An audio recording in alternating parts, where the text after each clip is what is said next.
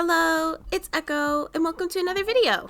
And welcome to week 3 of Artfight. If you see my other videos, you would know that I set a goal to do 31 attacks this year, which means I would need to do at least 1 attack every day. Last week we left off at 23 attacks, which means I have 8 more to go. But I have a really big problem: burnout. But I have found the ultimate cheat code. If you like videos like this, make sure you leave a like, subscribe, and leave a comment down below with your Artfight users and how many attacks you've done this week. Keep watching to find out how I managed to keep drawing even through artblock. This first attack is a revenge for Cream XO. Thank you so much for attacking me, Cream.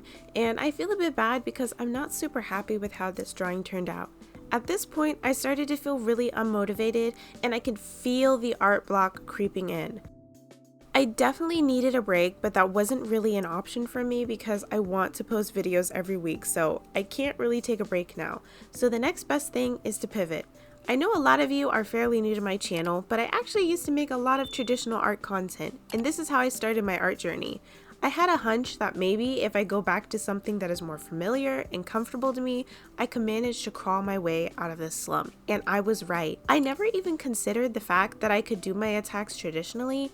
I thought it would take way longer than if I did it digitally, but somehow I think my traditional art comes together way faster than any digital piece. The first traditional attack I did is for Serene Silver, and this is their character Fern.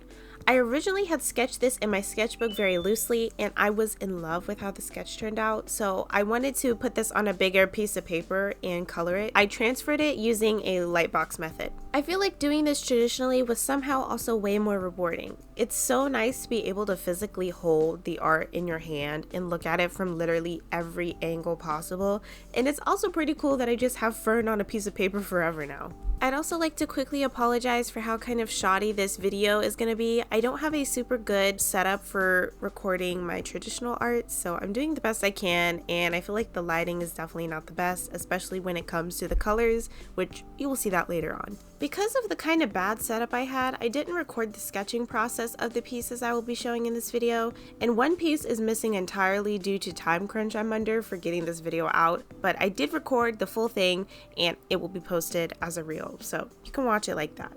Now, let's talk about the process. I originally sketched out a couple different poses to see which one I liked the most because I knew I was going to use alcohol markers with this, and yes, I can get some fine details, but I didn't want the pose to be super complex and complicated just because I didn't want things to turn out muddy and unrecognizable.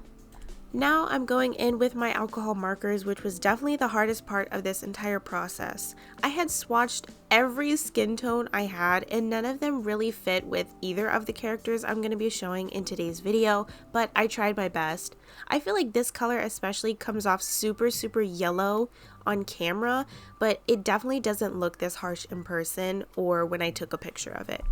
And for that reason, I'm a little iffy on this piece just because the skin tone came out so yellow. So sorry, Serene Siren, I'm sorry. I tried my best, and with the colored pencils, I also tried to mute this yellowness down quite a bit.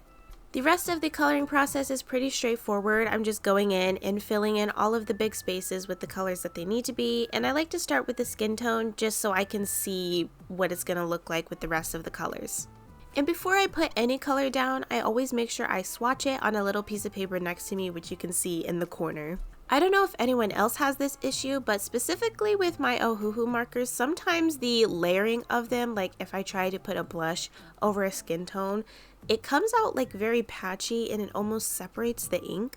I don't know if I'm doing something wrong or if maybe my batch is a little weird. They are a little dated at this point, and I definitely know that ohuhu has newer sets with better formula and stuff like that, but I'm not sure. Like, let me know if you guys have that experience as well. I mentioned that because that's what happens when I layered this blush color on the right cheek. It kind of separates and looks really weird. You'll see it at the end more when I show a close-up. I could not get the blush to blend into the skin tone nicely. Even though I go over it with like a color pencil and I go over it with the skin tone again, it just does not want to blend together.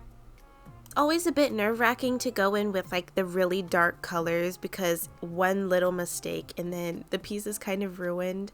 especially because some of these little hair pieces are really fine, and thankfully I have a brush nib so I can really get in there, but sometimes my hand will just like jitter for 1 millisecond and I'll make a mistake. Thankfully, I think I did pretty good with this. For the hair, I start with this dark gray color and then I go over with a darker green color. Then for the dress, I go in with this very pretty green. I love the shade of green and I think it works really well with the hair, and somehow I think it works decently with the skin tone as well. Like, it kind of complements the yellow in the skin. I feel like you can kind of see the separation of the blush that I was talking about earlier in this clip. I'm going over it again to try and get it to blend, but like I said, it just really wasn't working, and I think that really throws me off of this piece. I was really loving it in the beginning, and then after I added the blush, I was kind of like, there was nothing I could really do to save it. Now I'm just going in with my colored pencils and adding all of the little details that I couldn't really add with the alcohol markers, like the eyeliner and sharpening up the lines around where I colored so it's not so messy. Circling back to the main point of this video, I think the most important thing that you can do as an artist to keep things fun and fresh and to keep you from burning out or going through art block is just to try new things. If you're a traditional artist and you have the means to do digital, try digital art. If you're a digital artist and you have the means to do traditional art. I recently got some oil pastels at the thrift store and I've been having so much fun with those just because I can't get super detailed with them, and I think that really helps me let go and just put things on paper no matter what they look like, even if they're not perfect. And here is the final piece. I'm pretty happy with how this turned out aside from the skin tone. Moving on to this one. This attack is for Luna Red, and I don't think this character has a name because it is their persona, so I guess this is Luna Red. It said in the description that the persona is very scene/scene core, so I definitely wanted to bring that energy to my piece as well. And unfortunately, just like the last piece, I did not have a super good skin tone, so I tried to build this marker up to kind of get a more tan skin tone, but it's not perfect, so I'm sorry for that. When I saw the character in the character description, I knew that I wanted to do a very classic like scene kid pose. I started this piece off the same way I started off the last one, by sketching it in my sketchbook and then using a light box to transfer it onto a different piece of paper. I feel like I always prefer the sketches when I do this kind of thing because the sketches just have like a fluidity to them that I feel like the line art kind of takes out. I was kind of nervous going into the hair because of the raccoon stripes that the hair had. I was a bit scared that I wasn't going to be able to do a good job with the alcohol markers, but I actually think that it comes out decent. I swatched so many different teal colors looking for one that matched closely to the reference image, but I couldn't really find one, so I ended up layering a blue and a greenish blue on top of each other, and I think that looks okay enough. That's one big downside about doing traditional and using alcohol markers is I can't really get all of the colors that I normally would have. Yes, you can layer them, but it's still not great. Coloring in this drawing was very nerve-wracking and definitely a trust the process kind of drawing because right now it's looking really crazy. And here it is just with the flat colors looking so insane and like patchy. The color pencils really do all of the heavy lifting. Now I'm going in with the colored pencils and adding all of the tiny little details, especially the spikes on the end of the hair. I really want to make sure those are really sharp and really pointy. I go in and add some blushing to the face, a little bit of highlight underneath the eye, and make sure that eyeliner is really dark.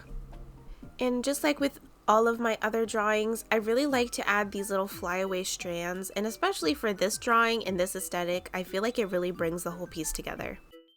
It really encapsulates that scene teen energy.